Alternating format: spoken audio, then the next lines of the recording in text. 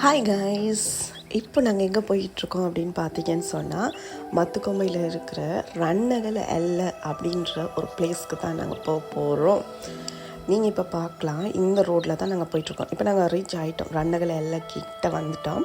இந்த ரோட்டில் தான் போகலாம், மெயினால் அந்த பக்கமும் போகலாம். இந்த ரோடால் நாங்கள் போகிறதுக்கான ரீசன் என்னென்னு சொன்னால், மெயின் பக்கமாக எங்களால் போக முடியாது.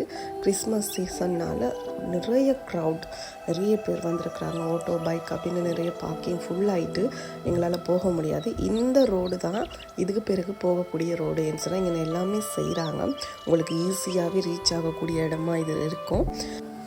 இந்த ரன்னகல எல்லைக்கு ஒரண பக்கத்தாலேயும் நீங்கள் வரலாம், மத்துக்கொம்மை பக்கத்துலேயும் வரலாம். மத்துக்கொம்மையிலேருந்து வரதா இருந்தால் ஒரு 10 மினிட்ஸ் போதும். ஹைவேல வந்து வரதா இருந்தால் ஒரு 20 மினிட்ஸ்க்குள்ளே இங்கே நீங்கள் வந்துடலாம்.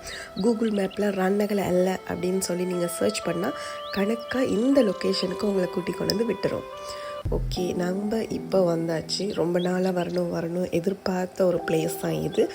ஏன்னு சொன்னால், இந்த பக்கம் அடிக்கடி நான் போயிருக்கிறேன், பட் இந்த இடத்துக்கு குளிக்க போகவே இல்லை. இன்றைக்கி ஃபேமிலி ஆக்களோடு வந்தனால ரொம்ப சில் பண்ணலாம், ஃபன் பண்ணலாம் அப்படின்னு சொல்லிட்டு நான் ரொம்ப ஒரு எதிர்பார்ப்போடு வந்த இடம். பாருங்கள், ரொம்பவே அழகான ஒரு பிளேஸ் இது. மத்துக்கொம்மை பக்கம் வந்தால் கண்டிப்பாக நீங்கள் ஃப்ரெண்ட்ஸ் ஆக்களோட, ஃபேமிலி ஆக்களோட வந்து என்ஜாய் பண்ணி சில் பண்ணக்கூடிய ஒரு சூப்பரான பிளேஸ் அப்படின்னு தான் சொல்லலாம்.